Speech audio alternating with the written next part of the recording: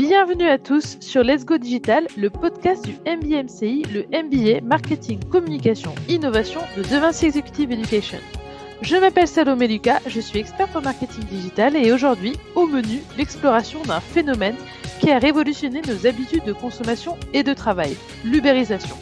Concentrons-nous sur Uber Eats, un acteur majeur de cette transformation, avec notre experte du jour, Anne-Gaëlle. Bonjour Salomé, bonjour à tous et merci de m'accueillir au sein de ce podcast. Merci beaucoup à toi d'avoir répondu à l'appel et en préambule, je te propose une petite question. Quelle est ton expérience personnelle avec Uber Eats ? Alors, dans mon cas, mon expérience avec Uber Eats, il y a eu un avant et un après Covid, puisque avant le Covid, j'étais vraiment contre ce genre de service et d'application, parce que c'était un peu contre mes valeurs profondes et puis peut-être aussi lié à ma génération de quarantenaire. Et puis est arrivé le Covid.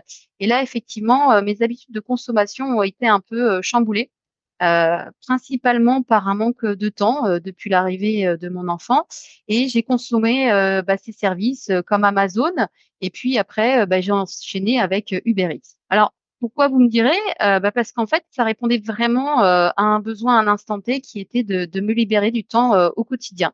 C'est vrai que là-dessus, je te rejoins tout à fait, Anne-Gaëlle, parce que moi aussi, le Covid, c'est un événement déclencheur. J'ai vu mon nombre de commandes personnelles tripler, notamment sur Amazon, puis sur Uber Eats, parce qu'il y a vraiment le côté facile, c'est pratique, on n'a pas besoin de sortir chez soi, on peut se faire livrer tardivement, vraiment, ça sauve les soirées, quoi. Mais je te propose d'entrer un peu plus au cœur du sujet, Anne-Gaëlle. Peux-tu nous expliquer un peu ce que c'est l'ubérisation ? Bien sûr, Salomé. Alors, l'ubérisation, de façon simple, c'est en fait la transformation des modèles économiques qu'on connaissait par le passé dits traditionnels vers une évolution avec des plateformes dites numériques. Alors aujourd'hui, en fait, pour imaginer un petit peu, on ne vend plus un produit ou un service, mais on vend plutôt un usage. Alors, si je comprends bien, Uber Eats, ce serait un peu le plus grand restaurant du monde sans vraiment posséder de restaurant. Et de la même façon, on pourrait dire que Booking serait le plus grand hôtel du monde, mais il possède aucun hôtel. C'est tout à fait ça, Salomé. Je crois que tu as vraiment bien résumé la situation. C'est vraiment des plateformes qui ont eu l'idée magique de mettre en relation directe des prestataires de services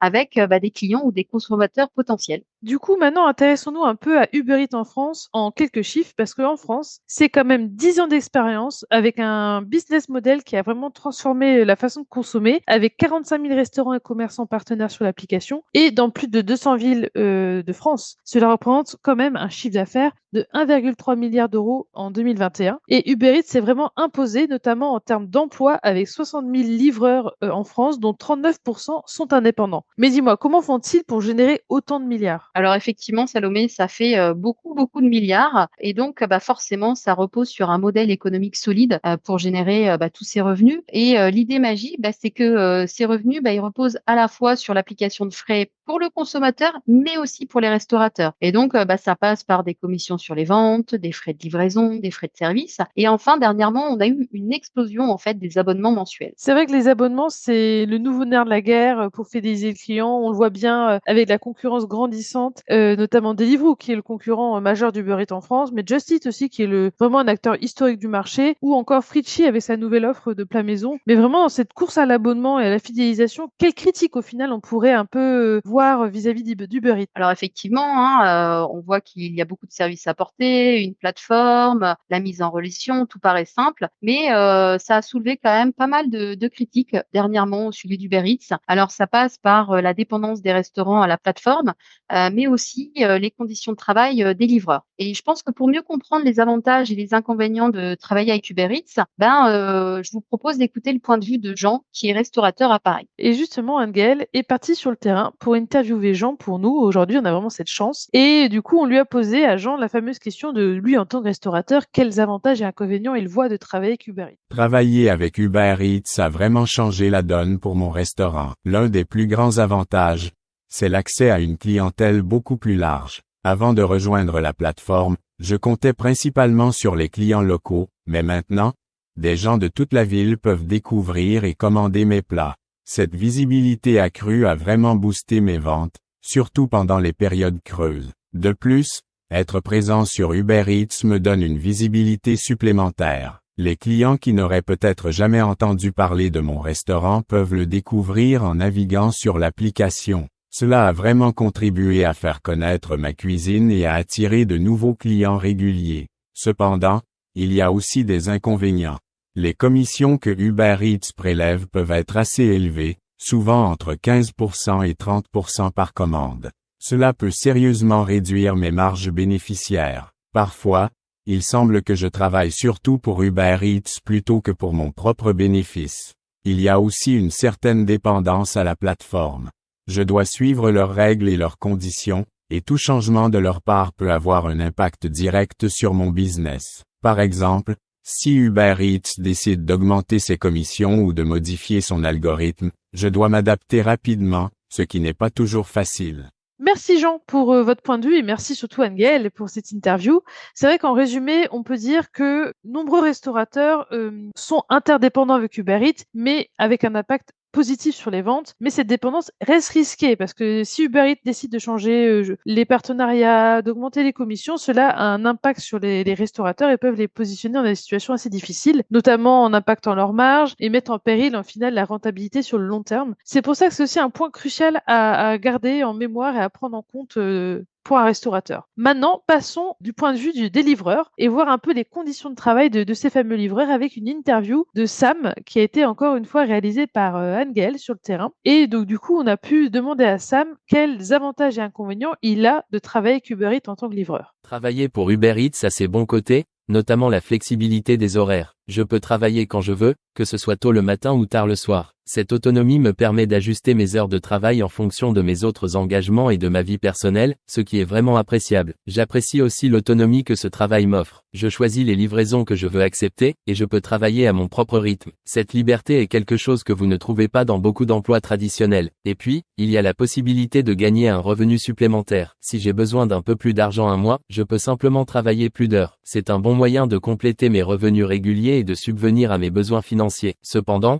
ce n'est pas sans ses inconvénients. Le principal problème est l'absence de protection sociale. En tant que travailleur indépendant, je n'ai pas accès à des avantages comme l'assurance maladie, les congés payés, ou la retraite. Cela peut être assez stressant, surtout si quelque chose d'inattendu se produit. Les revenus peuvent aussi être très fluctuants. Certaines semaines, je fais beaucoup de livraisons et je gagne bien, mais d'autres semaines sont plus calmes et je gagne beaucoup moins. Cette imprévisibilité peut rendre difficile la gestion de mes finances personnelles. Enfin, les conditions de travail peuvent souvent être difficiles, que ce soit en plein hiver avec des températures glaciales, sous la pluie battante, ou en pleine canicule.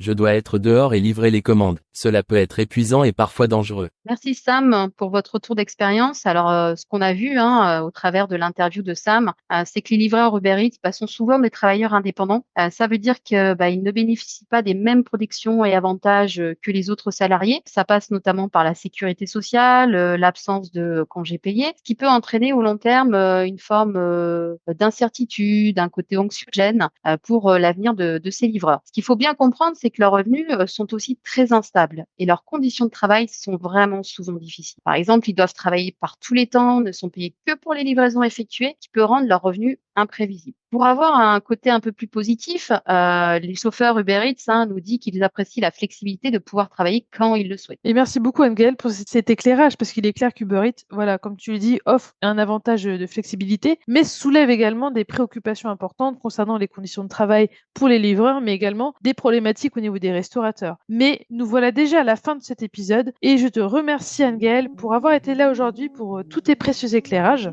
Merci à toi Salomé, et puis merci à toutes les personnes qui auront eu la chance de nous avoir écoutés aujourd'hui pour ce podcast. Et justement, nous espérons que cette discussion vous a offert à vous une meilleure compréhension des enjeux liés à Uber Eats et l'ubérisation en général. Si vous avez apprécié cet épisode, n'hésitez pas à nous suivre, à partager ce podcast, à liker, commenter, et merci à vous, chers auditeurs, pour votre attention et votre fidélité, et à très bientôt pour un nouvel épisode. Vous aspirez à devenir un leader dans le monde du marketing digital ? Découvrez le MBMCI, le programme de référence pour propulser votre carrière. Avec le MBMCI, développez des compétences stratégiques et opérationnelles et rejoignez une communauté de professionnels passionnés. Accédez à des opportunités de networking exceptionnelles, des stages, des projets réels pour mettre en pratique vos connaissances. Le MBMCI, c'est la clé pour ouvrir les portes d'un avenir prometteur. Ne manquez pas cette chance unique de transformer votre carrière. Inscrivez-vous dès aujourd'hui au MBMCI et devenez les leaders de demain. N'oubliez pas, le MBMCI #même pas peur, l'innovation au cœur de votre succès.